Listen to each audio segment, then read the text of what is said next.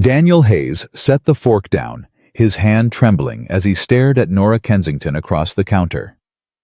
"I'm going to marry you." His voice was rough, absolute.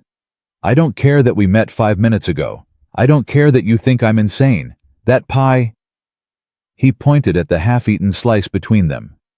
"That pie just told me everything I need to know about who you are, and I'm not leaving this store until you understand that I mean it." Nora's laugh came out bitter, defensive. "You're out of your mind." "Probably," he agreed, his dark eyes burning into hers. "But I've never been more certain of anything in my life. You're mine. You just don't know it yet." Before we continue with Nora and Daniel's story, please subscribe to our channel and hit that notification bell so you never miss a moment of their journey. And comment below with the city you're watching from. I love seeing how far these stories travel. Now let's see what happens next.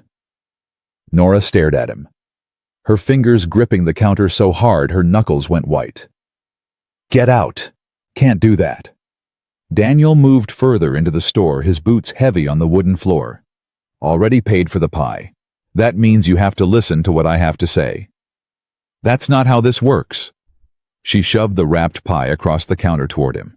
"Take it and leave." He didn't reach for it. Instead, he leaned against the counter, his dark eyes never leaving hers. 3 days ago, I bit into your apple pie. Best thing I ever tasted. Yesterday, I had your cherry. Even better. This morning, I woke up thinking about what else you could make, and I realized something. That you're insane, Nora snapped. That I'm done being alone. His voice dropped soft but unwavering. I'm 32 years old. I've worked ranches from Montana to Texas. I've saved every penny I could, and I'm ready to build something that matters, but I can't do it by myself. Then find yourself a wife who wants you. Nora turned away from him, busying herself with straightening the already straight jars on the shelf behind her. I'm not interested in being anyone's project. You think that's what this is? He laughed low and rough. Nora, I'm not trying to save you. I'm trying to save myself. She whirled back around. How do you even know my name? Mrs. Henderson at the boarding house told me. She also told me you've been alone since your parents died, that you work harder than any 2 men combined, and that you don't let anyone close enough to hurt you. He paused. She thinks you're lonely. Mrs. Henderson needs to mind her own business. Nora's voice cracked on the last word, betraying her. Maybe, Daniel said gently. But she's not wrong, is she? The question hung between them like smoke. Nora wanted to deny it, to throw him out to protect the careful walls she'd built around her heart. But something in his eyes stopped her, a recognition, a mirror of her own carefully hidden ache. Why me? She finally asked, her voice barely above a whisper. Because when I tasted that pie, I didn't just taste apples and cinnamon. I tasted care, patience, love baked into every layer. He straightened his full height, suddenly making the store feel smaller. I've eaten 1,000 meals in my life, Nora, but I've never tasted anything made with that kind of heart. And I thought, what kind of woman puts that much of herself into something as simple as a pie? What kind of woman has that much to give, but keeps it locked away in pastry instead of sharing it with someone who'd treasure it? You don't know anything about me. But her protest was weak now, her defenses crumbling under the weight of his words. I know you lost everything and built yourself back up from nothing. I know you're strong enough to stand alone, but brave enough to bake pies that tell the truth about who you really are. He reached across the counter, not touching her, but close enough that she could feel the warmth of his hand.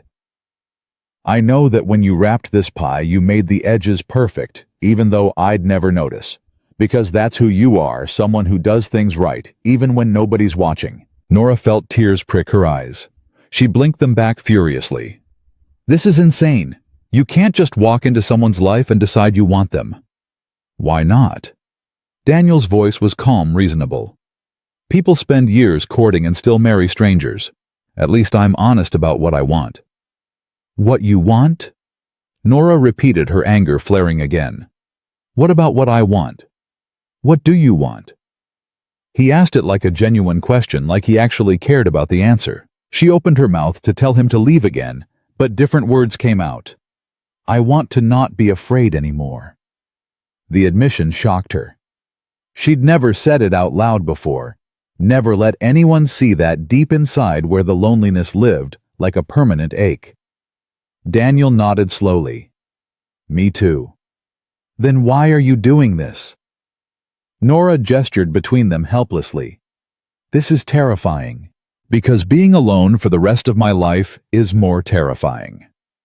He finally picked up the pie, cradling it carefully in his large hands. I'm not asking you to marry me tomorrow, Nora. I'm asking you to let me prove that I mean what I say. Let me court you properly. Let me show you that I'm a man worth taking a chance on. And if I say no, his smile was sad. Then I'll respect it. But I'll also keep buying your pies because they're still the best thing I've ever tasted, and I'm not fool enough to give that up. Despite herself, Nora felt the corner of her mouth twitch. You're relentless. When it matters, yes. He headed toward the door, then paused. I'll be back tomorrow morning. Same time. And Nora, think about what I said. Think about whether you want to keep baking your heart into pies, or if you're ready to give it to someone who'll treat it like the treasure it is. The door closed behind him, leaving Nora alone in the sudden silence. Her hands were shaking now, not with anger, but with something far more dangerous. Hope. She was still standing there frozen in place when Mrs. Henderson bustled in 20 minutes later with her shopping list. Was that Daniel Hayes I saw leaving? The older woman's eyes twinkled with knowing mischief. Yes. Nora forced herself to move to resume her work, to pretend her entire world hadn't just tilted on its axis. Handsome man. Good man too, from what I hear. Works hard, saves his money, doesn't drink or gamble. Mrs. Henderson picked up a jar of preserves, examining it closely. Came to Georgetown 3 weeks ago to work at the Miller Ranch. They say he's the best horse trainer they've ever seen. I didn't ask. But Nora's voice lacked conviction. Mrs. Henderson set down the preserves and fixed Nora with a look that had made stronger women confess their secrets. Child, I've known you since you were in pigtails. I watched you survive what would have broken most people. I've seen you build a life out of nothing but flour and determination. But I've also seen you lock yourself away like you're serving a sentence instead of living a life. I'm fine, Mrs. Henderson. You're surviving. That's not the same as living. The older woman's voice gentled. Your mama, God rest her soul, wouldn't want you to be alone forever. Mama wanted a lot of things that didn't happen. Nora's throat tightened. She wanted to see me married. She wanted grandchildren. She wanted to grow old with Papa. We don't always get what we want. No. Mrs. Henderson agreed. But sometimes, if we're brave enough, we get what we need. And that young man? He's not here by accident, Nora.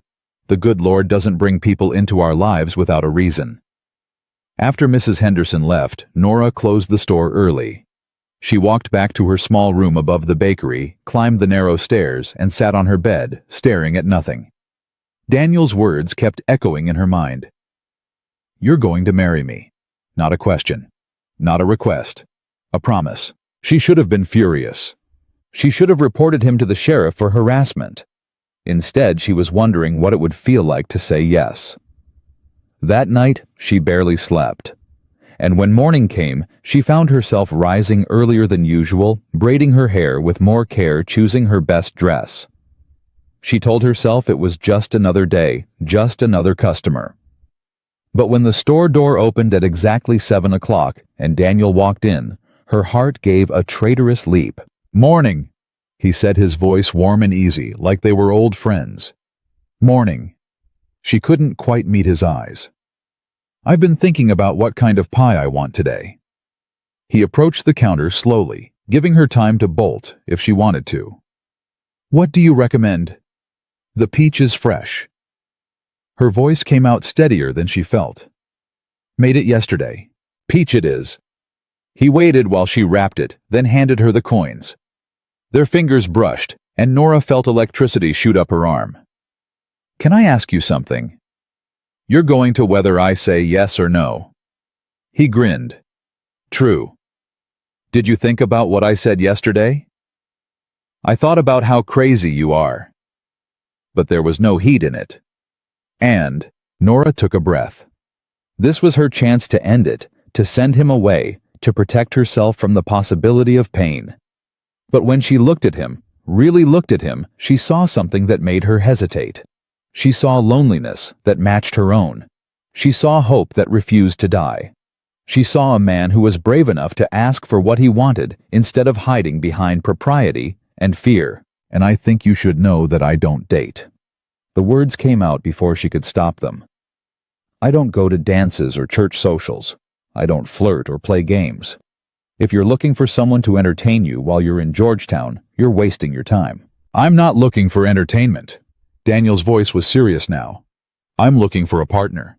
Someone who understands what it means to work hard and build something real.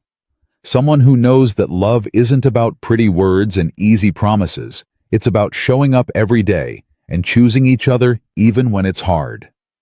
You're talking about love, and you don't even know me. But Nora's protest was weaker now. Then let me know you. He leaned forward slightly. Have dinner with me. Tonight. Let me prove I'm serious. I don't... She stopped. What was she going to say? That she didn't have time, that she didn't want to. Both would be lies. Where? Mrs. Henderson's boarding house. She sets a good table, and it's proper plenty of witnesses, so you know I'll behave myself. His eyes crinkled at the corners. 6 o'clock. Nora knew she should say no. She should protect herself, keep her distance, maintain the walls that had kept her safe for 3 years.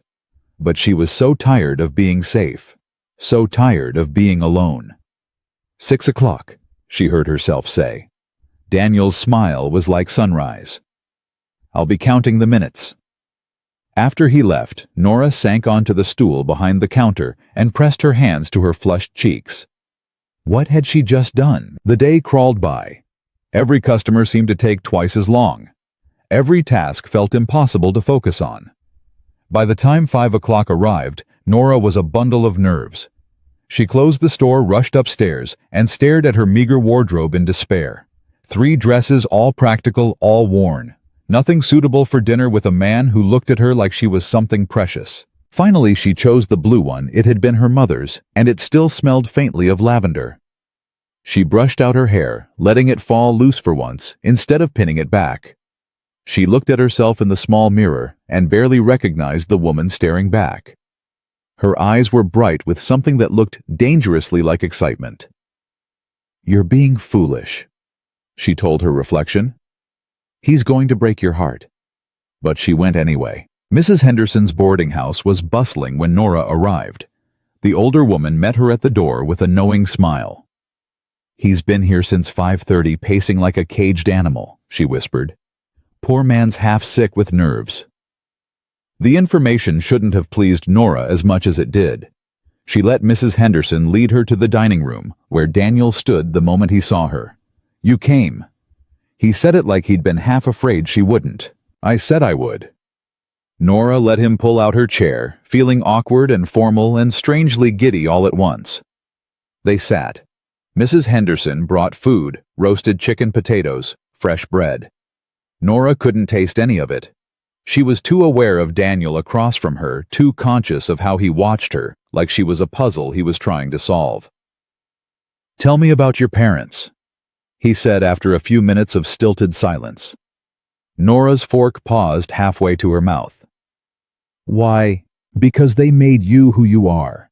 Because I want to understand where you came from. He set down his own fork, giving her his full attention. If that's too hard, we can talk about something else. But I want to know you, Nora. All of you. Not just the parts you think are safe to show. She should have deflected, should have changed the subject. Instead, she found herself talking. My father was a miner, good man, honest. He worked himself to death trying to provide for us. The words came slowly at first, then faster. Mama took in sewing baked pies for the hotel. When Papa died in the cave-in 4 years ago, she kept going, kept baking, kept fighting. But she was never the same. She died a year later, just gave up, I think. The doctor said it was her heart, but I know it was really just broken. And you've been alone ever since. It wasn't a question. I've been free. Nora lifted her chin. There's a difference. Is there? Daniel asked gently. Or have you convinced yourself that being alone is the same as being strong? The question hit like a physical blow. Nora stood abruptly, her chair scraping against the floor. I should go. Wait. Daniel stood too, his hand reaching out, but not quite touching her. I'm sorry, that was too much too fast. You think... She was breathing hard, fighting tears she refused to shed. Sit, please. He gestured to her chair. Let me try again. Let me do better. Nora hesitated. Every instinct screamed at her to run, to protect herself, to retreat behind her carefully constructed walls. But something in Daniel's eyes held her a vulnerability that matched her own, a genuine regret that seemed real. Slowly, she sat. Daniel did the same, and when he spoke again, his voice was different, softer, more honest. I lost my parents too. Different circumstances, but the end result was the same. I was alone at 16, with nothing but the clothes on my back and a saddle. He looked down at his hands. I learned to work hard, learned to keep moving, keep my head down, never stay in one place long enough to care about anyone. It worked for a long time. But lately, I've started to realize that surviving isn't the same as living. And I want to live, Nora. I want to build something that lasts. I want to wake up next to someone who knows my worst parts and chooses me anyway. I want... He stopped, swallowed hard. I want what my parents had before they died. I want what your parents had. I want love that's real enough to survive anything. His eyes met hers. And when I tasted your pie, when I saw how much care you put into something so small, I thought maybe this is my chance. Maybe God brought me to Georgetown for a reason. Maybe I'm supposed to stop running and start building. Nora felt her throat tighten. You can't possibly know all that from a pie. No, Daniel agreed. But I know it from watching you, from seeing how you hold yourself together when I know you want to fall apart. From hearing the way people in town talk about you with respect, with admiration, with love. You've made a place for yourself here, Nora.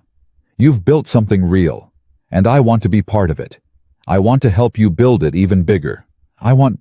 Stop, Nora whispered. Please stop. He fell silent, watching her with those dark, patient eyes. I can't do this if you're not real, she said finally. I can't let myself hope if this is just some passing fancy, some romantic notion that's going to fade when you realize I'm not who you think I am.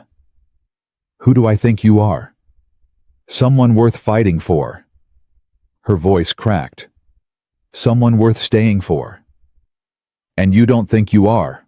Daniel asked. I don't know. The admission cost her. I don't know what I am anymore. I used to be someone's daughter, someone's helper, someone who mattered to people who loved me. But now, I'm just... here. Just surviving. Just baking pies and trying not to think too hard about the fact that nobody would notice if I disappeared tomorrow. I would notice. Daniel's voice was fierce. Mrs. Henderson would notice. Half the town would notice. You matter, Nora. You matter so much that people go out of their way to buy your pies, even though they could get cheaper ones elsewhere. You matter so much that Mrs. Henderson brags about you to every stranger who will listen. You matter so much that I haven't been able to think about anything else since I met you. Nora wiped at her eyes, angry at the tears that refused to stay hidden. You're either the best liar I've ever met, or the most foolish man alive. Probably the second one. Daniel smiled, and it transformed his entire face. But I'd rather be a fool who tries than a coward who walks away from something that could be extraordinary. They finished dinner in a different kind of silence, not uncomfortable, but weighted with possibility. When Daniel walked her back to her room above the bakery, they didn't touch, didn't kiss, didn't make promises they might not keep. But when he looked at her in the lamplight and said, "Tomorrow morning, same time," it felt like a vow. Tomorrow, Nora agreed. That night, she lay awake thinking about pies and promises, about cowboys who spoke truth instead of pretty lies, about what it might mean to stop surviving and start living. And somewhere across town, Daniel Hayes lay awake too, thinking about a woman who baked her heart into pastry and wondering if he was brave enough to prove he deserved it. The next morning came too fast and too slow all at once. Nora was already at the store by 5, her hands working through pie dough with mechanical precision while her mind raced in circles. She'd barely slept, and when she finally did drift off, she dreamed of dark eyes and promises that felt too good to be true. She was pulling the first pies from the oven when the door opened. 6:30. Daniel was early. Couldn't wait. She didn't turn around, didn't trust herself to look at him yet. Didn't see the point in pretending I could. His voice was rough, like maybe he hadn't slept either. Besides, I wanted to catch you before the morning rush. There is no morning rush. Nora set the pies on the cooling rack, finally turning to face him. He looked tired, but determined, his hair still damp from washing his shirt pressed clean. He'd made an effort. That realization did something dangerous to her heart. Then I wanted to catch you before I lost my nerve. Daniel moved closer, stopping just short of the counter between them. I have a proposition. Another one. Nora tried to sound exasperated, but it came out breathless instead. Come to the ranch today. Let me show you what I do, who I am, when I'm not standing in your store begging for pies and a chance. He pulled something from his pocket, a small wooden carving of a horse, delicate and perfect. I made this last night when I couldn't sleep. Couldn't stop thinking about you, so I figured I might as well do something useful with my hands. Nora took the carving, running her fingers over the smooth wood. It was beautiful, crafted with the same care she put into her baking. You made this in one night. I'm good with my hands. He said it simply, a statement of fact. Good with horses too. That's why the Millers hired me. But I want you to see it for yourself. Want you to understand that I'm not some drifter who'll be gone next week. I'm building something here, Nora, and I want you to be part of it. I can't just leave the store. But even as she said it, she was thinking about how Mrs. Henderson could watch it for a few hours. About how she hadn't taken a day off in 3 years. Can't or won't? Daniel challenged. Does it matter? Yes. He leaned forward, his eyes intense. Because one means you're trapped, and the other means you're scared. And I need to know which one I'm fighting. Nora set the carving down carefully. What if it's both? Then I'll help you with the first one and prove to you that the second one's not necessary. He straightened. One afternoon, Nora. Give me one afternoon to show you I'm worth the risk. She should say no, should protect herself, should remember that hope was dangerous and trust was a luxury she couldn't afford. But when she looked at the little wooden horse at the time, and care he'd put into making something beautiful just for her, she felt her resolve crumbling. One afternoon, she heard herself say. But I need to be back by 4 to prep for tomorrow. Daniel's grin was like sunlight breaking through clouds. I'll have you back by 3. An hour later, Nora found herself sitting beside Daniel in a wagon watching Georgetown disappear behind them. Mrs. Henderson had practically shoved her out of the store, delighted to play matchmaker. Now, with nothing but open road ahead and Daniel's solid presence beside her, Nora felt panic rising in her throat. You're thinking too hard. Daniel didn't look at her, keeping his eyes on the road. I can hear it from here. I'm thinking the appropriate amount for someone who's known you for 3 days and is now alone with you in the middle of nowhere. We're 5 minutes from town. But he smiled. And you're not alone with me. You're alone with a man who's trying very hard not to mess this up. Is that supposed to be reassuring? Is it working? Despite herself, Nora laughed. A little. They rode in comfortable silence for a while, the morning sun warm on their faces. Nora tried not to notice how close they were sitting, how every bump in the road brought their shoulders together.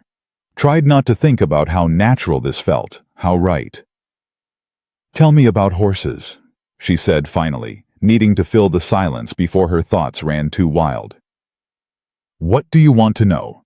Why them? Why not cattle or sheep or farming? Daniel considered this, his hands steady on the reins. Horses are honest. They don't lie about what they feel or what they need. You treat them right, they'll die for you. Treat them wrong, they'll let you know immediately. There's something pure about that, something I respect. Sounds like you understand them better than people. Most people lie, Daniel said quietly, to themselves, to each other. Horses don't have that problem. What you see is what you get. And what do you see when you look at me? Nora asked before she could stop herself. Daniel pulled the wagon to a stop, turning to face her fully. I see someone who's been lying to herself for 3 years, telling herself she's fine when she's drowning, telling herself she doesn't need anyone when she's dying for connection, telling herself she's strong when what she really is terrified. Nora flinched. That's not fair. No, Daniel agreed. But it's true. Just like it's true for me. I've been lying to myself too, Nora. Telling myself I was fine moving from place to place. Telling myself I didn't need roots or home or someone to come back to at the end of the day. But I was wrong. We both were. You can't possibly know that, can't I? He reached out slowly, giving her time to pull away, and tucked a strand of hair behind her ear. Why do you think you put so much love into those pies? Because you have nowhere else to put it. And why do you think I carved you a horse last night instead of sleeping? Same reason. We're both starving for something to pour ourselves into. Someone who will actually receive it instead of just consuming it and walking away. Nora's breath caught. You're very sure of yourself. I'm sure of this. Daniel's hand dropped back to the reins. But I'm patient too, so I'll keep showing you until you believe it. The Miller Ranch sprawled across a valley like something from a painting Nora had seen once in a book, vast and beautiful and impossibly green. Daniel drove them past the main house toward a series of corrals where horses grazed and moved with lazy grace. This is it, he said, helping her down from the wagon. His hands lingered at her waist a moment longer than necessary, and Nora felt heat flood her cheeks. It's bigger than I expected. The Millers run cattle mostly, but they're building up their horse stock. That's where I come in. He led her toward the nearest corral, where a massive black stallion paced restlessly. That's Thunder. Mean as sin when I got here. Wouldn't let anyone near him without trying to kill them. And now watch. Daniel climbed the fence, dropping into the corral with easy confidence. The stallion's ears went back, but he didn't charge. Instead, he watched Daniel with wary intelligence. Daniel stood still, not approaching, just waiting. After a long moment, he made a soft clicking sound. The horse's ears pricked forward. Another click. The stallion took a step closer. Come on, boy, Daniel murmured. You know me. You know I won't hurt you. Slowly, impossibly, the huge horse walked right up to him. Daniel reached out, stroking the stallion's nose with gentle hands. Good boy. That's my good boy. Nora watched transfixed as horse and man stood together in perfect understanding. She'd never seen anything like it, the way Daniel moved with such confidence and care, the way the supposedly vicious stallion gentled under his touch. How did you do that? She asked when he climbed back over the fence. Patience. Consistency. Showing him every day that I'm trustworthy. Daniel looked at her meaningfully.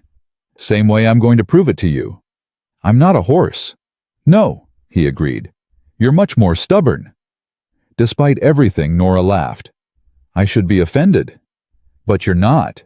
Daniel grinned. Come on, I want to show you something else. He led her to a smaller barn where a mare stood nursing a foal that couldn't have been more than a few days old. The baby was all legs and big eyes wobbling on uncertain feet, while his mother watched with patient devotion. His name's Hope, Daniel said softly. Born 3 days ago. Same day I met you, actually. His mama had a hard time of it. We almost lost them both. But they fought through, and now look at them. Nora moved closer to the stall, her heart aching at the sight of such innocent new life. He's perfect. He will be. Once he figures out how to use those legs. Daniel stood beside her close enough that she could feel his warmth. That's the thing about new beginnings, Nora. They're always awkward at first, always uncertain.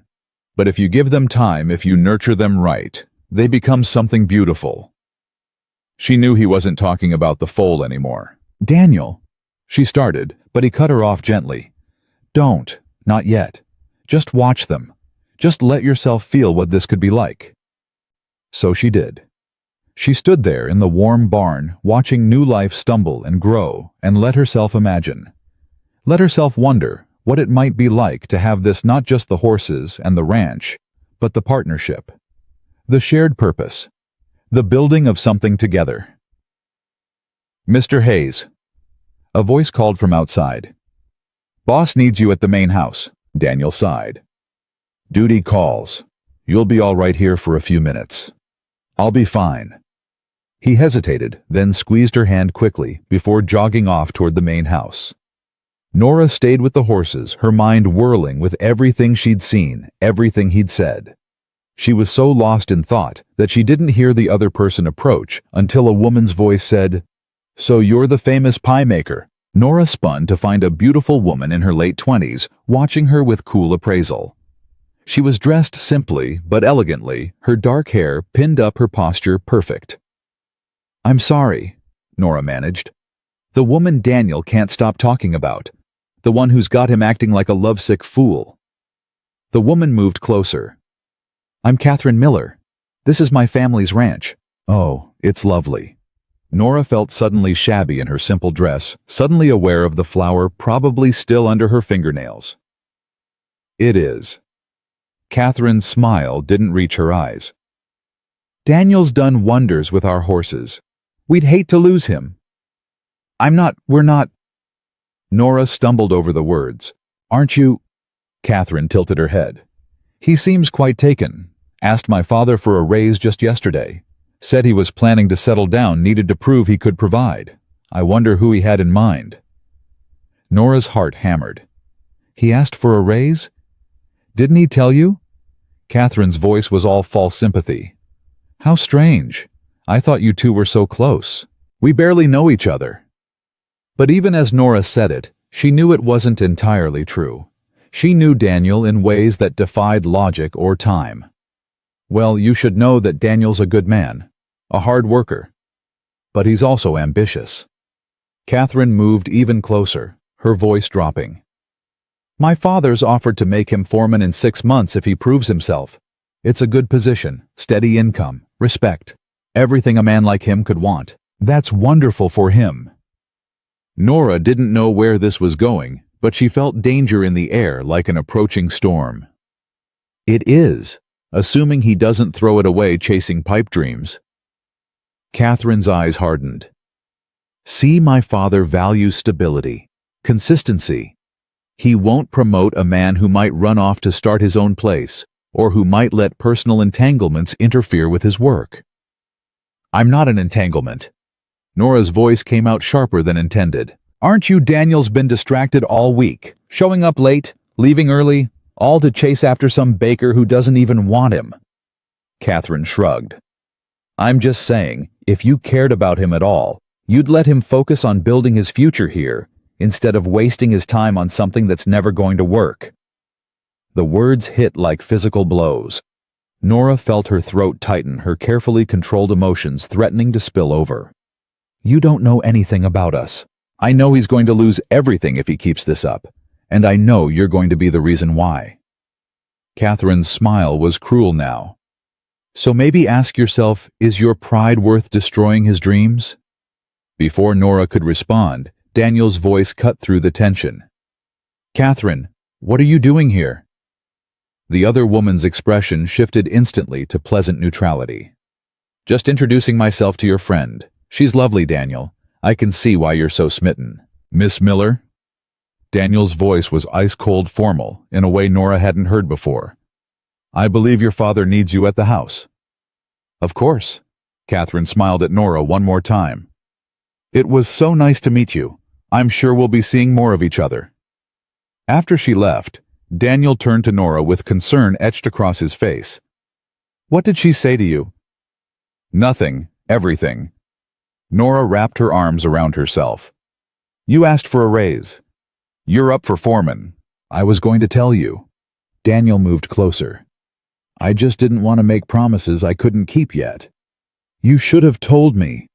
Nora's voice shook. "You should have told me you were risking everything by pursuing this, by pursuing me." I'm not risking anything that matters. Yes, you are. The words burst out of her. You're risking your future, your career, your stability, all for someone who doesn't even know if she can give you what you want. What I want is you. Daniel said it simply like it was the most obvious thing in the world. The job's just a job, Nora. But you're everything. That's insane. Nora backed away from him. You barely know me. You can't throw away your whole future for someone you met 3 days ago. Watch me. Daniel's jaw set stubbornly. I don't care about being foreman. I don't care about stability or steady income or any of it if I'm still alone at the end of the day. I've spent 16 years building nothing but a reputation and some savings. It's not enough. It's never going to be enough unless I have someone to share it with. Then find someone else. Nora felt tears threatening. Find someone who won't cost you everything. Someone who's worth what you're risking. There is no one else. Daniel's voice was fierce. Don't you understand that I've been searching for 16 years, Nora? 16 years of moving from place to place, meeting hundreds of people, and not one of them made me feel what I felt the moment I tasted your pie. Not one of them made me think maybe finally I'd found home. A pie? Nora laughed bitterly. You're basing your entire future on a pie. No. Daniel closed the distance between them in 2 strides. I'm basing it on the woman who made it. On the care and love and hope she baked into something as simple as pastry. On the strength it takes to survive what you've survived and still find ways to give to others. On the courage it takes to stand alone and not let the world make you hard. He cupped her face gently. I'm basing it on you, Nora. Just you. And I'm not sorry for it. You should be. But her voice was barely a whisper now, her defenses crumbling under the weight of his words. I'm not. And I won't be. Even if you walk away right now, even if you never speak to me again, I won't regret trying. Because you're worth it. You're worth everything. Nora felt the tears spill over. I'm going to break your heart. Maybe, Daniel agreed. Or maybe you're going to heal it. Either way, I'm willing to find out. Why? She searched his face desperately. Why are you so sure? Because I'm tired of being safe. His thumbs brushed away her tears with infinite gentleness. Because safe means alone, and alone means dying inside a little more every day until there's nothing left worth saving. I don't want safe anymore, Nora. I want real. I want messy and terrifying and beautiful. I want you. I don't know how to do this. The admission cost her everything. Neither do I. Daniel smiled through his own unshed tears. So we'll figure it out together. One day at a time. One pie at a time, if that's what it takes. Nora closed her eyes, feeling his warmth, his certainty, his impossible hope. She should run. Should protect them both from the inevitable heartbreak. But she was so tired of running, so tired of protecting herself from life instead of living it. One day at a time, she repeated, opening her eyes to meet his. Is that a yes? It's a maybe. But she was smiling now. It's a, we'll see. It's a, I'm terrified, but I'm going to try anyway. Daniel pulled her into his arms, holding her like she was something precious and breakable and worth every risk. That's all I need. That's everything. They stood there in the barn, holding each other, while the baby horse wobbled nearby and the afternoon sun slanted through the wooden slats. And for the first time in 3 years, Nora let herself believe that maybe, just maybe, she deserved this. Deserved him. Deserved a chance at something more than just survival. We should get you back, Daniel said finally reluctantly. I promised you'd be home by 3. You did. But Nora didn't move, wasn't ready to let go yet. Tomorrow morning, Daniel said softly. Same time. I'll buy another pie, and we'll talk about what comes next. What if there is no next? Nora asked. What if this falls apart? Then we'll deal with it when it happens. But I'm betting on us, Nora. I'm betting that what we have is strong enough to survive whatever comes. On the ride back to town, they talked about small things, his work, her baking, the weather, the town gossip. But underneath the casual conversation ran a current of something deeper. Something that felt inevitable and terrifying and right all at once. When Daniel dropped her at the store, he caught her hand before she could climb down. Catherine was wrong, you know. About you not being worth it. About this not working. She's wrong about all of it. How do you know? Because I know what I feel. And I know you feel it too, even if you're not ready to admit it yet. He squeezed her hand. Tomorrow, Nora. Promise me tomorrow. Tomorrow, she agreed.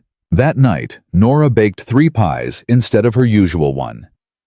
She poured into them all the confusion and hope and terror swirling in her chest. And when she finally went to bed, she didn't dream of being alone anymore. She dreamed of dark eyes and gentle hands, and a future that looked nothing like survival, and everything like life. Daniel was waiting outside the store when Nora arrived the next morning. Not inside buying pie, not knocking on the door, just standing there in the pre-dawn darkness like he'd been there for hours. "You're early," Nora said, fumbling with her keys. "Couldn't sleep." He took the keys from her shaking hands and unlocked the door himself. "Kept thinking about yesterday, about what you said, about you trying." "I said maybe," but her heart was hammering. "Maybe's enough." He followed her inside, closing the door behind them. For now, maybe's everything. Nora lit the lamps, trying to steady her breathing. Having him here in the quiet dark felt different than their previous meetings. More intimate, more dangerous. "I need to start the ovens," she said, moving past him toward the kitchen. "I'll help." "You don't know how." "Then teach me." Daniel caught her wrist gently. "Let me be useful.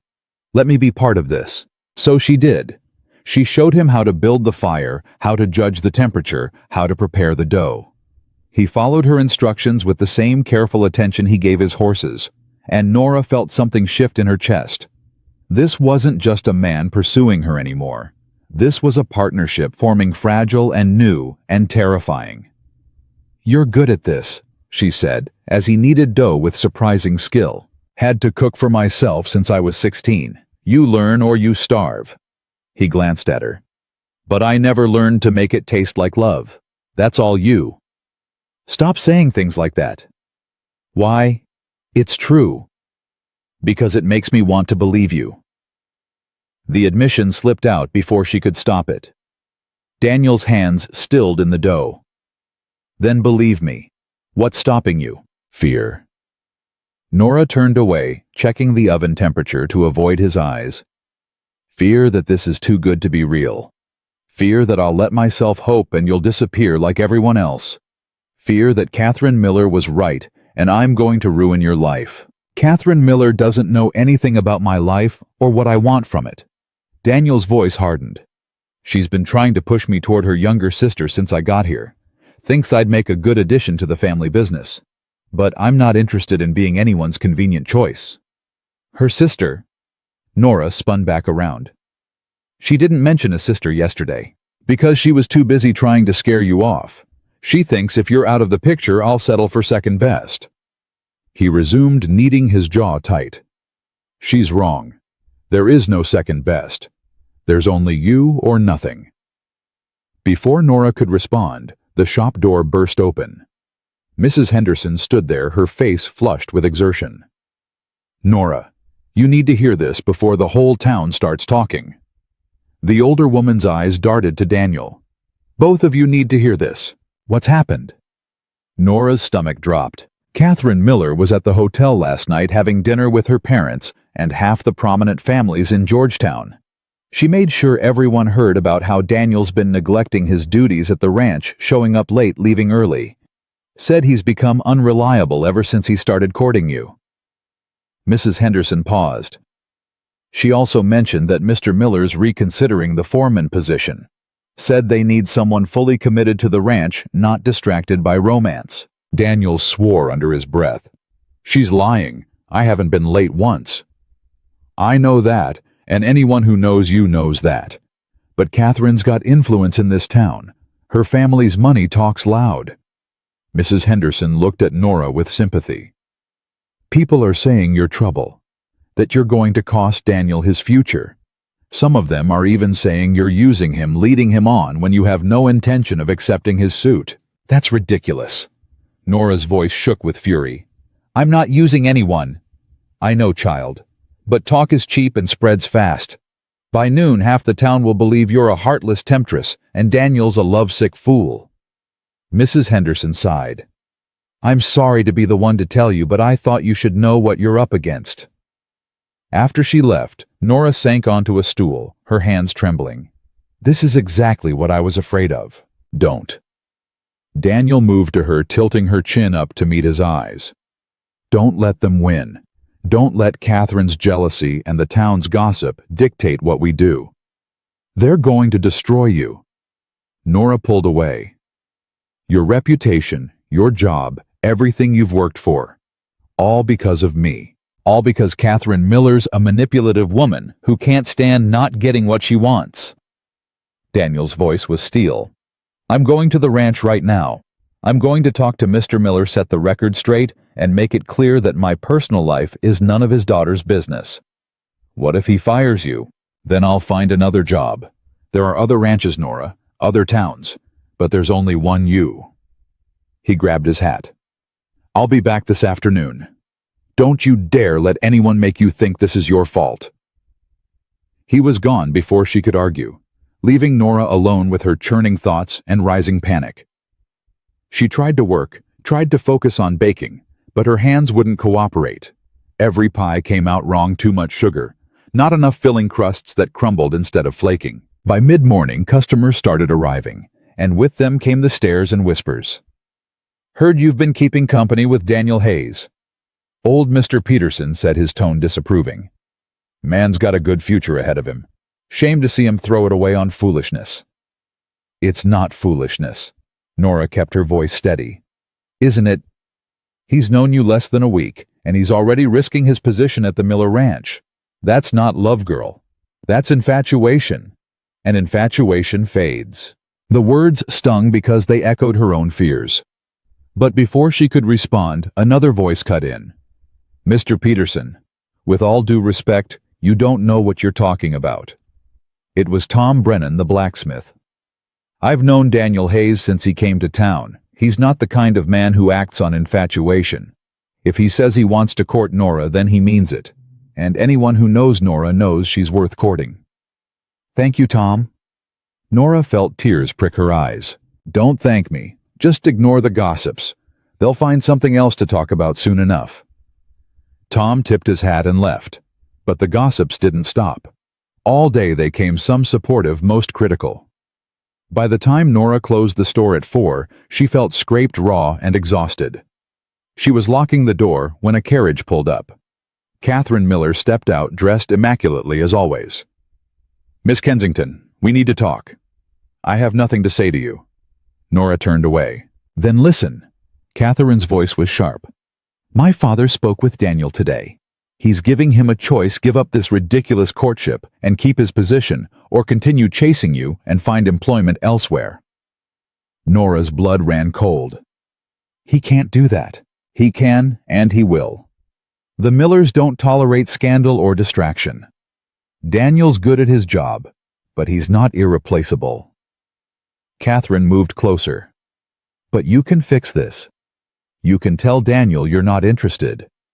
That you were flattered, but you don't return his feelings. He'll be hurt, but he'll get over it. And he'll keep everything he's worked for. You want me to lie to him? Nora's voice was flat. I want you to save him from himself. He's not thinking clearly. He's let emotion override common sense. But you're practical. You've survived this long by being smart. So be smart now. Let him go. No. Catherine's eyes widened. Excuse me? I said no. Nora lifted her chin.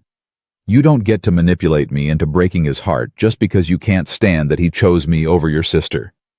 And you don't get to use his career as a weapon to force my compliance. I'm trying to help him. But Catherine's voice had lost its certainty. No, you're trying to control him. There's a difference. Nora stepped closer. Daniel's a grown man who can make his own choices. If he decides I'm worth the risk, that's his decision. Not yours. Not your father's. His. You'll regret this. Catherine's face flushed with anger. When he's unemployed and struggling, when he's lost everything because of you, you'll regret not taking this chance to do the right thing. Maybe. But at least I'll regret being honest instead of being a coward. Nora held her ground. Now get off my property before I call the sheriff. Catherine left in a fury of rustling skirts and barely contained rage. Nora watched her go, her entire body shaking with adrenaline and fear, and a strange sense of victory. She'd just made an enemy of the most powerful family in Georgetown. She'd just sealed Daniel's fate at the Miller Ranch. She'd just chosen him over safety and common sense, and everything her practical mind screamed at her to do. And she didn't regret it.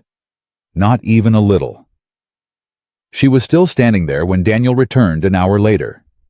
He looked tired, but not defeated, determined, but not angry. "I quit," he said without preamble. Nora's heart stopped. "What?" "Mr. Miller gave me an ultimatum, you or the job, so I quit." Daniel shrugged like it was nothing. "Told him I wouldn't work for a man who lets his daughter manipulate his business decisions. Told him the foreman position wasn't worth my integrity or my right to court whomever I choose." "Daniel, no. You can't, you didn't?" Nora couldn't form coherent sentences. "I did, and I'd do it again." He pulled her into his arms. "Catherine came to see you. Didn't she told you to let me go?" "How did you know?" "Because that's what she does. She manipulates and controls and thinks everyone's just a piece in her game." Daniel's arms tightened around her. "But you didn't, did you? You told her no." "How do you know that?" "Because you're still here. Because you're shaking, but you're standing your ground. Because you're brave enough to choose what you want instead of what's safe." He pulled back to look at her. "We match, Nora. Both stubborn. Both willing to fight for what matters." "You're unemployed." Nora's voice cracked.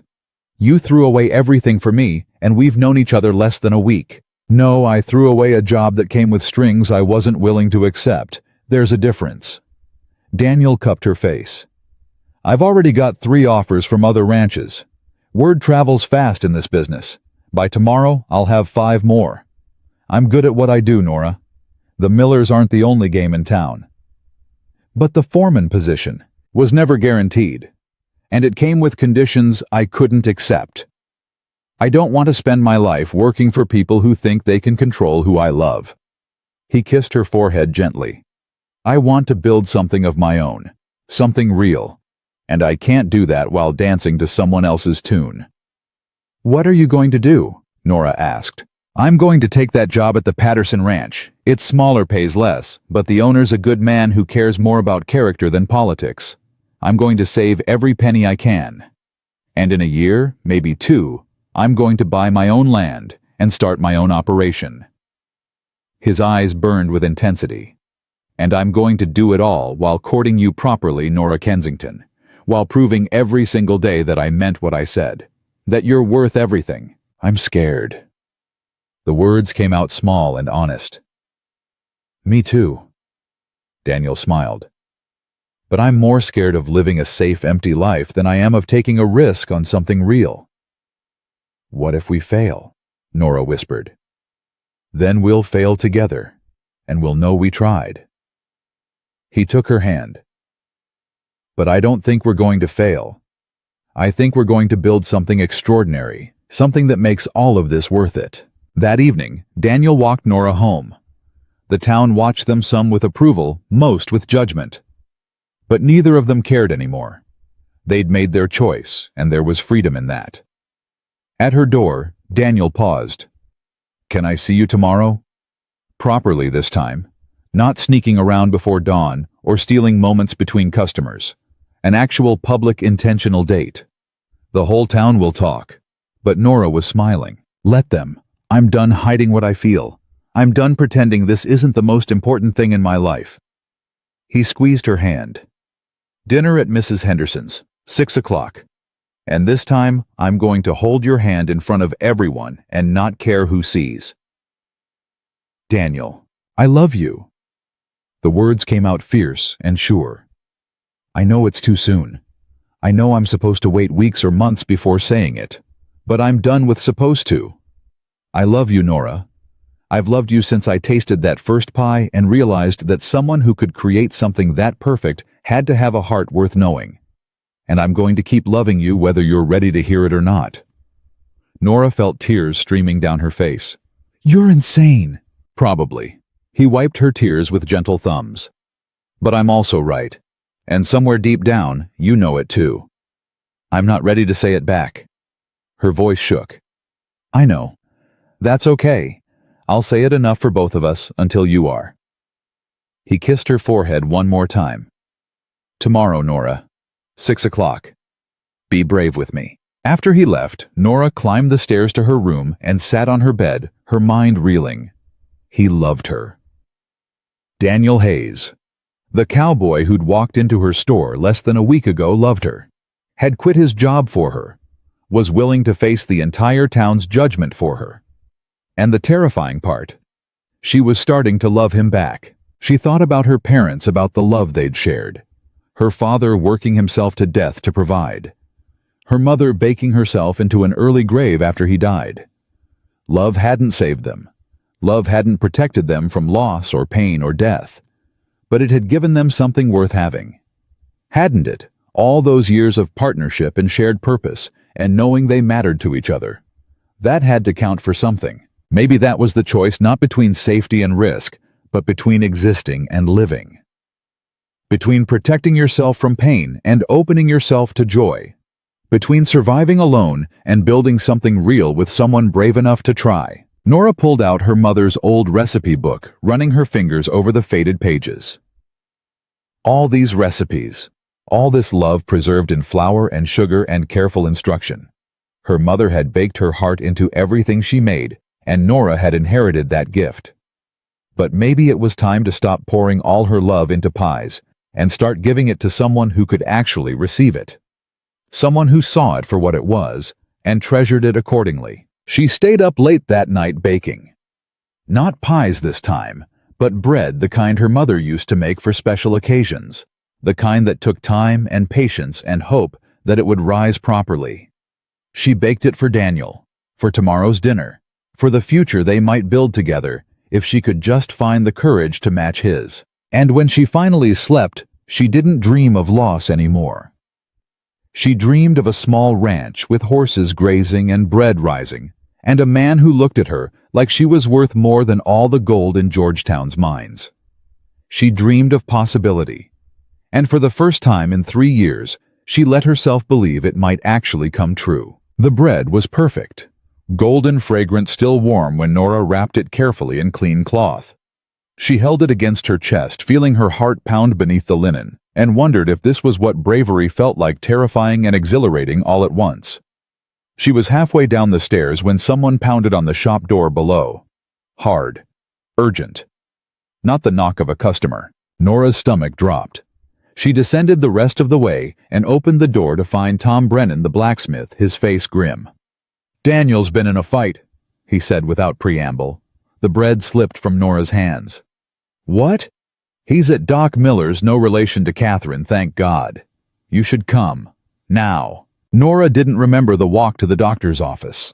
One moment she was standing in her doorway, the next, she was pushing through Doc Miller's door to find Daniel sitting on an examination table, his knuckles split and bleeding, his jaw already swelling purple. "What happened?" She rushed to him, her hands hovering over his injuries, afraid to touch.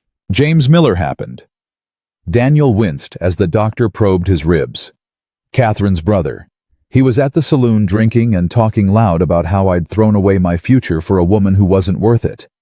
About how you'd probably already moved on to the next fool willing to provide for you." "So you hit him?" Nora's voice was flat. "So I hit him." Daniel met her eyes without apology. "Nobody talks about you like that. I don't care who their family is." "You idiot." But tears were streaming down her face. "You beautiful, stupid, impossible idiot." "Could be worse," Doc Miller said cheerfully, wrapping Daniel's ribs. "Could have been his face instead of his fists, though I imagine James looks significantly worse right now." "He does," Tom Brennan spoke from the doorway. "Took 3 men to pull Daniel off him. Never seen anything like it. Daniel fights like he's got something worth protecting. Because I do. Daniel caught Nora's hand with his uninjured one. And I'll do it again if I have to. You can't keep fighting the whole Miller family. Nora's voice shook. Watch me. This is exactly what I was afraid of. She pulled her hand away. You're destroying yourself over me. Getting in fights, losing jobs, making enemies. I'm fighting for something that matters. Daniel stood, ignoring the doctor's protest. For the first time in my life, I'm fighting for something real instead of just surviving. Don't you dare ask me to stop. I'm asking you to be smart about it. Nora's voice rose. Getting beaten up in saloons isn't smart, it's reckless. I didn't get beaten up, I won. Daniel's grin was fierce despite the split lip. And I'd do it again, every single time. You're impossible. But Nora was reaching for him again, unable to stop herself. Absolutely impossible. And you love it. He pulled her close with his good arm. Admit it. I hate it. But she was crying into his shirt now, her hands fisting in the fabric. I hate that you make me feel this much. I hate that I can't protect you from yourself. I hate that every time I think I've got my walls back up, you knock them down again. Good. Daniel's voice was soft against her hair. Because I'm not stopping. Not until you understand that you're worth fighting for. Worth bleeding for. Worth everything. Doc Miller cleared his throat. I'm charging you double for making me witness this, instead of just treating your injuries like a normal patient. Despite everything, Nora laughed. It came out watery and broken, but it was real. Can he still make dinner at 6? She asked the doctor. If he keeps those ribs wrapped and doesn't do anything else stupid for the next 2 hours. Doc Miller fixed Daniel with a stern look. Which means no more fights, no heavy lifting, and for God's sake no romantic gestures that require physical exertion. I'll behave. But Daniel's eyes were on Nora, warm and full of promise. I've got something worth behaving for now. At 6 o'clock, Nora arrived at Mrs. Henderson's boarding house to find half the town already there. Not just the usual dinner guests, but everyone: shopkeepers, miners, ranch hands, families. They'd come to watch, to judge, to see if Daniel Hayes would really go through with publicly courting the pie maker who'd cost him everything. Mrs. Henderson met Nora at the door, her eyes twinkling. I may have mentioned to a few people that you two would be dining here tonight, and those people may have mentioned it to a few others. And well, she gestured to the crowded dining room. You did this on purpose. But Nora wasn't angry. She was terrified, yes, but not angry. I did. Because you two deserve witnesses to your courage. Because the best way to stop gossip is to give people the truth to talk about instead. Mrs. Henderson squeezed her hand. He's waiting for you at the corner table. And Nora, he brought you flowers. Actually went out and picked wildflowers with bruised ribs and bleeding knuckles. That boy's got it bad. Nora walked into the dining room, and the conversations died. Every eye turned to watch her cross to where Daniel stood. Flowers in hand, his face a mess of bruises, but his smile absolutely radiant. You came. He said it loud enough for everyone to hear. I said I would. Nora took the flowers, her hands shaking. Though I didn't expect an audience. Good. Daniel pulled out her chair, making a show of it. Let them watch. Let them see that I'm proud to be here with you. That I don't care what anyone thinks as long as you're sitting across from me. They sat. The room stayed silent, everyone straining to hear. You look beautiful, Daniel said, his voice carrying. You always do, but especially tonight. You look like you got trampled by a horse. But Nora was smiling. Feel like it too. Worth it though. Absolutely worth it. He reached across the table for her hand. I brought you something besides flowers. From his pocket, he pulled a small wooden box. Nora's heart stopped. It's not what you think, he said quickly. Not yet anyway, but I wanted you to have this. She opened it to find a delicate silver locket, old but beautifully preserved. It was my mother's, Daniel said softly. Only thing of hers I kept after she died. I've carried it for 16 years, waiting for someone worthy of it. Someone who'd understand what it meant that I was giving it to them. Daniel, I can't. Nora's voice broke. You can. You will. His eyes were fierce. Because you're the only one who's ever made me want to stop running. The only one who's ever made me believe that maybe I could have what my parents had. That maybe I could build something real and lasting, instead of just drifting from place to place, waiting to die. That's bleak. But Nora's fingers closed around the locket. That's honest. Before you, that's all I had. Survival without purpose. Work without meaning. Money in the bank and nothing to spend it on that mattered. He squeezed her hand. But now I've got you. And suddenly, I've got reasons to save plans to make futures to build. You did that, Nora. Just by existing. Just by being brave enough to let me try. Around them, the room had gone completely silent. Even the servers had stopped moving. Put it on me. Nora handed him the locket. Please. Daniel stood moving behind her chair. His hands were gentle as he fastened the clasp, his bruised knuckles somehow still graceful. When he was done, he bent and kissed the top of her head, a brief, chaste touch that somehow felt more intimate than anything Nora had ever experienced. There, he said, returning to his seat. Now everyone knows. Now there's no going back. Was there ever? Nora asked. No. Daniel's smile was crooked, painful, with the split lip, but genuine. Not from the moment I tasted your pie. Not from the moment you told me to get out, and I knew I'd spend the rest of my life trying to get back in. Mrs. Henderson brought food, then roasted chicken, potatoes, vegetables, and the bread Nora had baked. She'd retrieved it from where Nora dropped it, wrapped it fresh, and now presented it with ceremony. Made by our girl here, she announced to the room.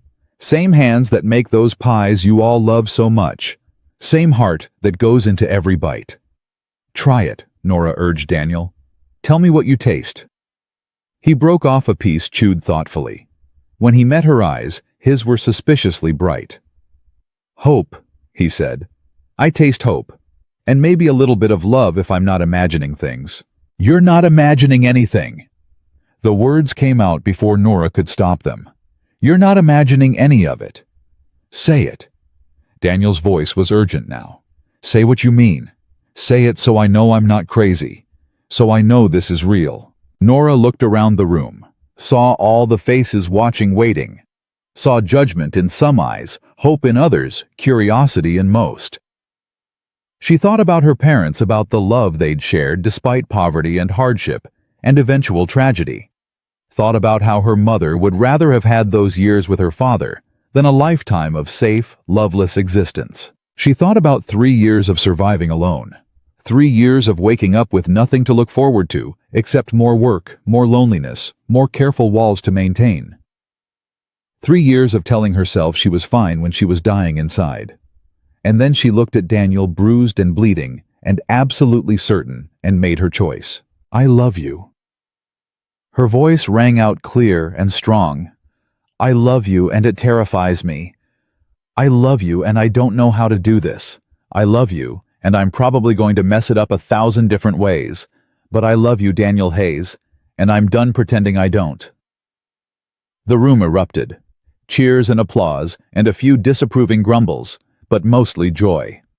Mrs. Henderson was crying openly. Tom Brennan was grinning like a fool. Even some of the critics looked grudgingly moved. But Nora only saw Daniel. Saw the way his face transformed, the way tears spilled down his cheeks, without shame. The way he stood and pulled her up and into his arms, despite his injured ribs. Say it again, he whispered against her hair. I love you. And this time, it came easy. I love you. I love you. I love you. They stayed like that for a long moment, holding each other while the boarding house celebrated around them. When they finally pulled apart, Daniel's eyes were serious. Marry me. Nora's breath caught. What? Marry me? I know it's fast. I know people will say we're crazy, but I don't care. I want to wake up every morning knowing you're mine. I want to build a ranch with you, raise horses with you, grow old with you. I want everything, Nora. and I want it with you." "Daniel." Her mind was spinning. "I'm not asking you to say yes tonight. I'm just asking you to think about it. To imagine what it could be like if we stopped being afraid and just went for it." He cupped her face. "I've got enough saved to buy a small piece of land. Nothing fancy, but it's ours. We could build a house, start a breeding program. Maybe you could sell your pies from home, instead of through the general store. We could make something real, Nora. Something that's just ours. You've thought about this." Her voice was faint. "I've thought about nothing else since I met you." Daniel smiled. "Say you'll think about it. Say you'll at least consider that maybe, just maybe, this could work." Before Nora could answer, the boarding house door slammed open. Catherine Miller stood there, her face twisted with rage. "This is pathetic." She advanced into the room. "You're all celebrating like these two have accomplished something instead of making fools of themselves. He's unemployed, she's a baker, barely making ends meet, and they think they're going to build a ranch together. It's delusional." "Catherine, leave." Mrs. Henderson's voice was steel. "No, someone needs to talk sense into them before they ruin both their lives." Catherine turned to Nora. "You think you love him. You don't even know him. You love the idea of being rescued, of not being alone anymore. But love doesn't pay bills. Love doesn't build ranches. Love doesn't survive when reality sets in." "You're wrong." Nora's voice was calm. "Love does all of those things if it's real. If it's built on honesty and partnership and genuine care instead of convenience and social expectation." Says the woman who's been alone for 3 years because she's too scared to let anyone in. Catherine's smile was cruel. "At least I have the courage to be honest about what I want. Security, stability, a place in society. You're just playing house with a cowboy who'll be gone the moment things get hard. He's already chosen me over his job." Nora stood, moving to Daniel's side. "He's already fought for me, bled for me, given up everything he had for the chance to build something real. That's not playing house. That's commitment." "That's stupidity." Catherine's voice rose. "And when you're both broke and struggling, when the reality of trying to start a ranch with no money hits, when he realizes you're not worth what he gave up, you'll see. You'll both see. I already see." Daniel's arm came around Nora's waist. "I see a woman brave enough to survive losing everything and still find ways to give to others. I see strength and resilience, and a capacity for love that takes my breath away. I see my future Catherine. And it doesn't include your approval, or your family's money, or anything else except her. You'll regret this." But Catherine's voice had lost its certainty. "Maybe. But I'd rather regret trying than spend my life wondering what if." Daniel's voice gentled. "I'm sorry you can't understand that. I'm sorry you've never felt something worth risking everything for. But that's not my problem anymore. That's yours." Catherine left without another word, the door slamming behind her. The room stayed silent for a moment, then exploded into conversation and celebration again. But Nora barely heard it. She was looking at Daniel, at this man who'd upended her entire life in less than 2 weeks, and feeling something shift in her chest. Something final and complete and absolutely terrifying. "Yes," she said. Daniel's eyes widened. "Yes, what?" "Yes, I'll marry you. Yes, I'll build a ranch with you. Yes, I'll risk everything on this crazy, impossible, beautiful thing we have." Nora's voice shook but held firm. "Because you're right. I'd rather regret trying than wonder what if. I'd rather fail with you than succeed alone." Daniel didn't say anything. He just pulled her close and kissed her properly this time, in front of everyone, with no hesitation or holding back. And Nora kissed him back, pouring into it all the fear and hope and love she'd been holding in for so long. When they finally pulled apart, the room was going wild. Mrs. Henderson was sobbing. Tom Brennan was shouting congratulations. Even some of the earlier critics looked moved. "When?" Daniel asked, his forehead pressed against hers. "Soon!" Nora's hands fisted in his shirt. "Before I lose my nerve, before reality sets in and I remember all the reasons this is insane. Tomorrow too soon. Tomorrow's perfect." They talked late into the night, making plans and promises and imagining futures. Daniel described the land he wanted to buy, a small valley with good water and grass perfect for horses. Nora talked about expanding her baking, maybe teaching others, building something bigger than just pies for the general store. "We're going to fail," she said at one point, reality crashing in. "We're going to struggle and fight and probably want to kill each other sometimes." "Probably," Daniel agreed. "But we'll do it together, and that's what matters."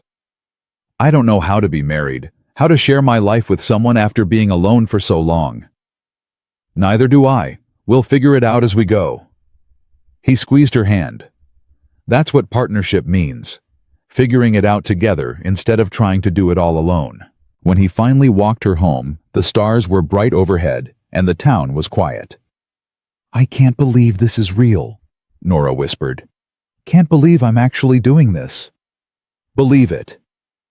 Daniel stopped at her door, pulling her close one more time. "Believe that you deserve this. That we both do. That sometimes, if you're brave enough, life gives you exactly what you need, exactly when you need it. Even if we're terrified, especially then. The best things in life are terrifying. That's how you know they matter." Nora kissed him goodnight, then climbed the stairs to her room. She lay awake for hours, the locket heavy and warm against her chest, her mind spinning with everything that had happened. Tomorrow, she would marry Daniel Hayes. Tomorrow, she would bind her life to his and trust that love was enough to build on. Tomorrow, she would stop surviving and start living. And for the first time in 3 years, the thought didn't terrify her. It exhilarated her. Nora woke before dawn on her wedding day and immediately wanted to vomit. Not from nerves exactly, though those were present. From the sheer insanity of what she was about to do, marry a man she'd known for 10 days, stake her entire future on a feeling that defied logic and common sense. She was still sitting on her bed trying to breathe when someone knocked on her door. "It's me," Mrs. Henderson's voice called, "and I'm not leaving until you open up." Nora let her in. The older woman took one look at her face and pulled her into a hug. "You're thinking of running," Mrs. Henderson said. "I'm thinking I've lost my mind." Nora's voice was muffled against the older woman's shoulder. "This is crazy. We're crazy." "Completely." Mrs. Henderson pulled back, holding Nora at arm's length. "But you love him, and he loves you, and sometimes that's enough to build on." "What if it's not? What if Catherine was right, and we're just playing at something we can't sustain? Then you'll fail together instead of succeeding alone. Which would you rather regret?" Nora closed her eyes. "I'm scared." "Good. That means you understand what you're risking. That means you know this matters." Mrs. Henderson squeezed her shoulders. "Now get dressed. You've got a cowboy waiting at the church who's probably even more terrified than you are." But Daniel wasn't at the church. He was outside Nora's building when she came downstairs, pacing like a caged animal. "You're not supposed to see me before the wedding," Nora said. "I needed to make sure you were still here, still willing." His eyes searched her face desperately. "Are you?" "I'm terrified." But she reached for his hand. "But yes, I'm still willing. I withdrew all my savings this morning, $342. It's not enough to buy the land I wanted, but it's enough to lease it for a year with some left over for supplies." The words tumbled out fast, urgent. "I talked to Patterson. He's giving me work on the side training horses for other ranches. And Tom Brennan said he'd help build the house in exchange for you teaching his wife to bake. We can do this, Nora. It's going to be hard, but we can actually do this. You're trying to convince yourself or me?" "Both." Daniel's laugh was shaky. "I'm about to marry you with nothing but hope and $300 and a plan that could fall apart 100 different ways. I'm allowed to be nervous." "You could still back out." Nora had to offer him the escape, even though the thought of him taking it made her want to die. "Could you?" "No." The answer came without hesitation. "Even if I wanted to, I couldn't. You've ruined me for safe choices, Daniel Hayes." "Good." He pulled her close, breathing her in. "Because you've ruined me for everything else. They walked to the church together, hand in hand, drawing stares from the early morning workers. Inside they found a small crowd already gathered: Mrs. Henderson, Tom Brennan, and his wife Doc Miller. A handful of miners who bought Nora's pies regularly. Some ranch hands from Patterson's place who worked with Daniel.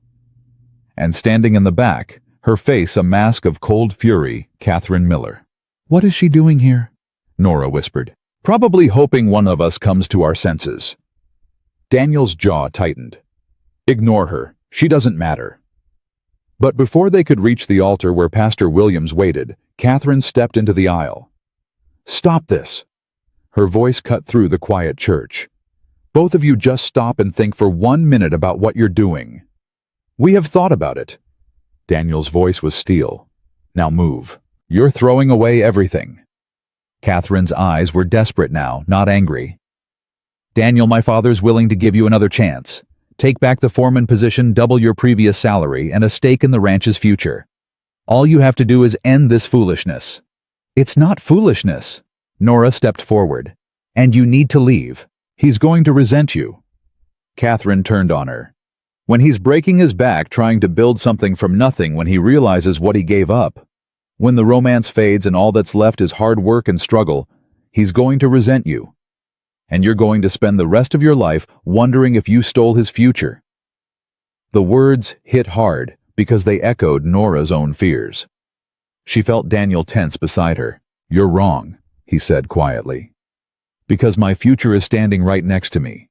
Everything else is just a job, just money, just comfort that comes at the cost of my soul." He looked at Nora. "I'd rather struggle with her than succeed without her. And if you can't understand that, then I pity you. You'll regret this." But Catherine's voice had lost its certainty. "Maybe. But it'll be my regret to carry, my choice to make, my life to live." Daniel took Nora's hand. "Now get out of our wedding." Catherine left finally, her footsteps echoing in the silent church. Pastor Williams cleared his throat. "Well, that was dramatic. Shall we continue?" The ceremony was simple. No fancy dress for Nora, just her best gown and her mother's locket. No suit for Daniel, just clean work clothes and honest eyes. They stood before God and witnesses and promised to love each other through whatever came: poverty, struggle, doubt, fear, everything. When Pastor Williams said, "You may kiss your bride," Daniel cupped Nora's face with shaking hands. "I meant every word," he whispered. "Every single word." "So did I." And she had. Despite her terror, despite her doubts, she meant it with every fiber of her being. Their kiss was soft and sweet and full of promise. When they pulled apart, the small congregation erupted in cheers. Mrs. Henderson was crying again. Tom Brennan was grinning. Even Pastor Williams looked moved. "Go build your life," he told them. "And don't let anyone tell you it can't be done." The first month was brutal. Daniel worked from before sunrise to after sunset, training horses at Patterson's ranch while also trying to clear land on the property they'd leased. Nora kept baking, selling pies through Mrs. Henderson now, while also trying to establish some kind of home in the tiny cabin that came with their land. It wasn't romantic, it was exhausting and hard, and sometimes Nora wanted to scream from the frustration of it all. "I can't do this," she said one night 3 weeks into their marriage. Daniel had come home so tired he could barely eat. His hands were blistered, his shoulders hunched with exhaustion. "Can't do what?" He looked up from his untouched plate. "This. Watch you kill yourself. Pretend this is sustainable."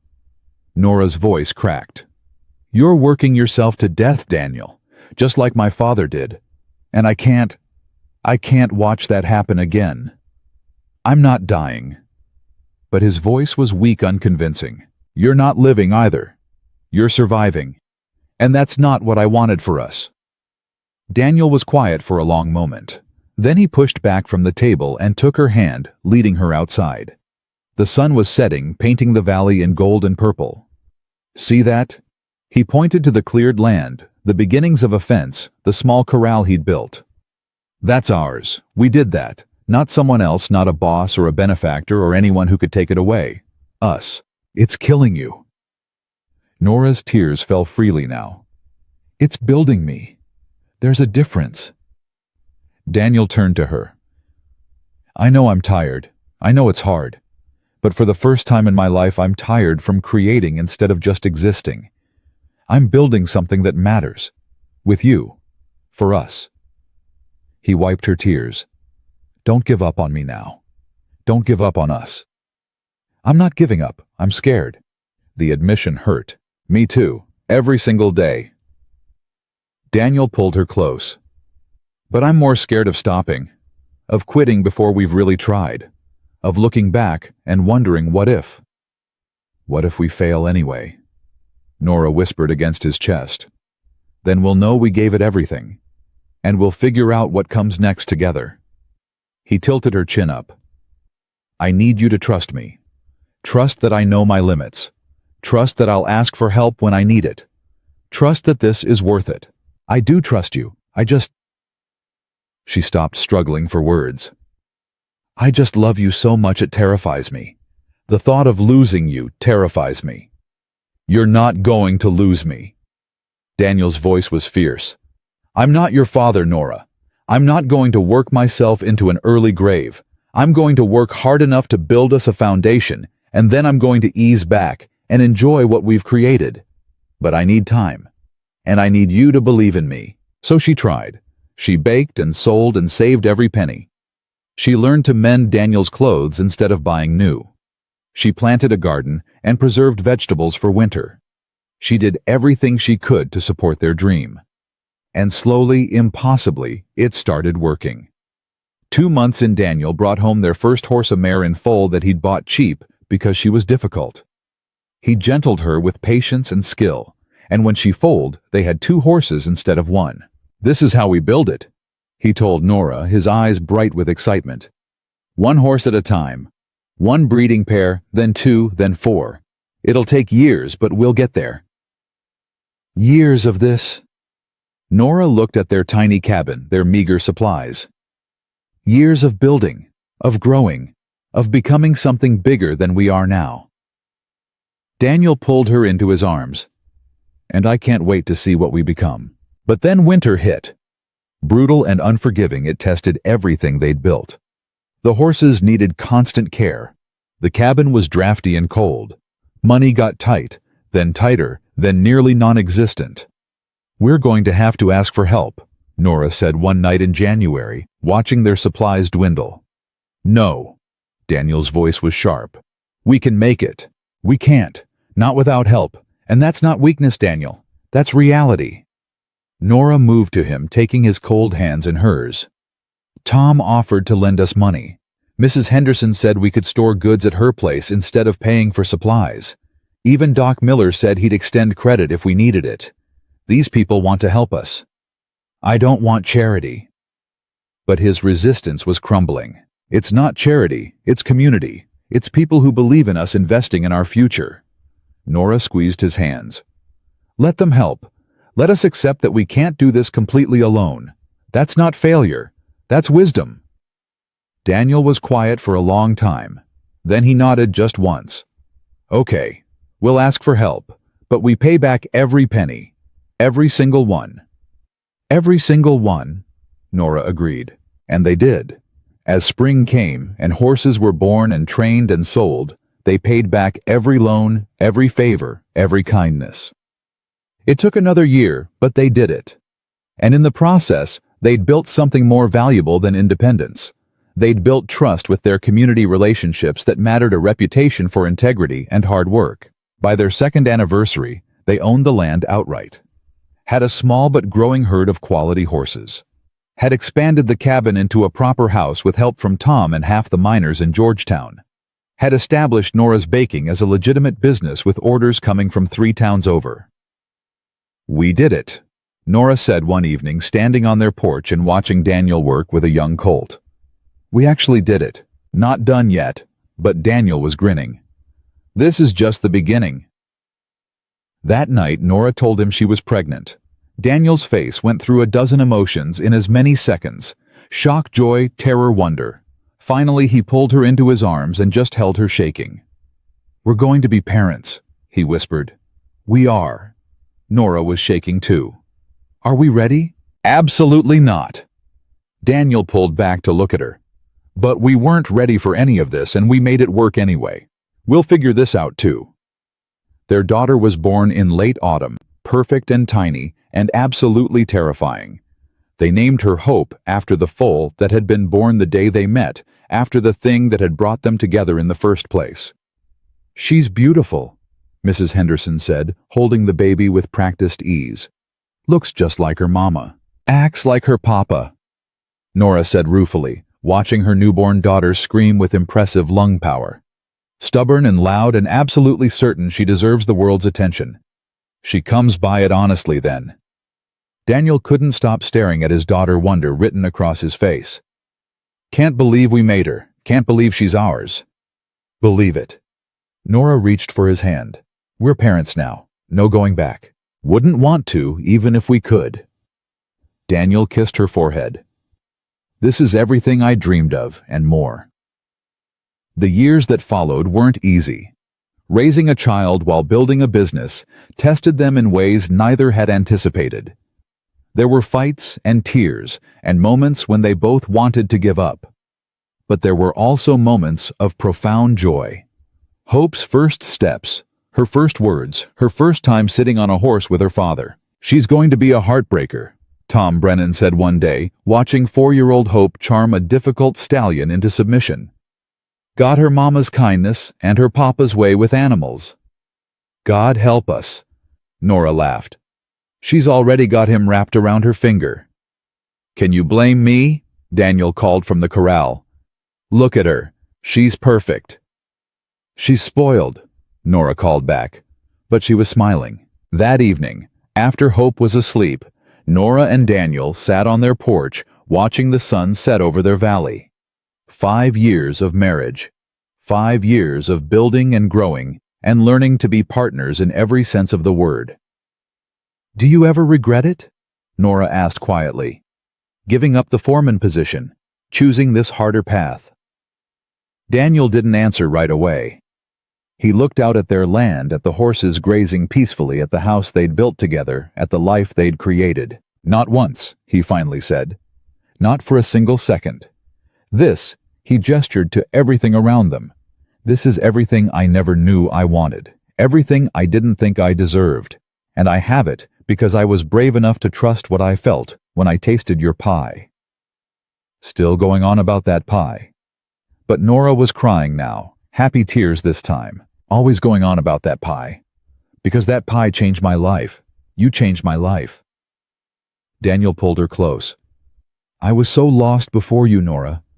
Just drifting from place to place, pretending I was fine when I was empty. But you filled all those empty spaces. You gave me purpose and home and love and a daughter who looks at me like I hung the moon. You gave me everything. You gave me everything, too. Nora's voice shook. Gave me a reason to stop just surviving and start living. Gave me partnership and passion and a love I didn't think existed outside of storybooks. Gave me a family again. They sat in comfortable silence for a while, holding each other as darkness fell. I saw Catherine in town yesterday, Daniel said eventually. She's engaged to some banker from Denver. Looked miserable despite the fancy ring. I almost feel sorry for her. Nora meant it. She chose safety over risk, security over passion, and now she's stuck with the consequences. Like we chose risk over safety, and got stuck with the consequences too. But Daniel was smiling. Except our consequences include a beautiful daughter, a thriving ranch, and love that gets deeper every year instead of fading away. Our consequences are pretty good. Nora kissed him softly. Best decision I ever made saying yes to you. Second best, Daniel corrected. Best decision you ever made was letting me buy that first pie. Everything else just followed. Years later, when Hope was 12, and they had 2 more children, a son who loved horses like his father, and a daughter who baked like her mother Nora would stand in this same spot and marvel at what they'd built. Not just the ranch, which had grown into one of the most successful breeding operations in 3 counties. Not just the bakery, which now employed 4 women from town and shipped goods across Colorado. But the life. The family. The love that had survived poverty and doubt and struggle and come out stronger on the other side. "Tell us the story again," Hope would beg, "about how you and Papa met." And Nora would tell it about a cowboy who walked into her store and changed everything with his certainty and courage. About a pie that tasted like hope. About a woman who was brave enough to risk her heart on a man who promised her the world with nothing but faith and determination to back it up. "And you lived happily ever after?" her youngest daughter would ask. "We lived," Nora would correct gently. "We struggled and fought and built something real. Happy ever after isn't about everything being easy. It's about choosing each other every day, even when it's hard. It's about building a life together that's worth the struggle." "That's boring," her son would complain. "That's honest." Daniel would counter, pulling Nora close. "And it's the best life I could have imagined. Better than any fairy tale because it's real. Because we earned it together. Because every hard day made the good days sweeter. Because I wake up every morning next to a woman who chose me when she could have chosen safety. And that's worth more than all the easy happiness in the world." Now standing on the porch, while Daniel worked below and their children played in the yard, Nora touched the locket around her neck, the one he'd given her that first week, the one she'd worn every day since. Inside were pictures of their children, but the meaning remained the same. It was a promise kept, a future built, a love that had started with a pie and grown into everything that mattered. "Mama, come see," Hope called from the corral. "Papa's letting me train the new colt." Nora headed down to join her family, her heart full to bursting. Catherine had been wrong about everything. This wasn't playing house or temporary infatuation. This was real, built on hard work and honest love, and the courage to choose each other every single day. Daniel caught her eye as she approached, his smile as warm as it had been that first morning in her store. There she is, the woman who changed everything. The woman who said yes to a crazy cowboy. But Nora was smiling too. "The woman who was brave enough to taste hope and choose love over fear," Daniel corrected. "Best decision either of us ever made." And watching her daughter work with the colt, watched by a husband who still looked at her like she was everything, surrounded by the life they'd built from nothing but faith and determination and stubborn, beautiful love. Nora knew with absolute certainty that he was right. This was the best decision they'd ever made, and they'd spend the rest of their lives proving that courage and love were always worth the risk.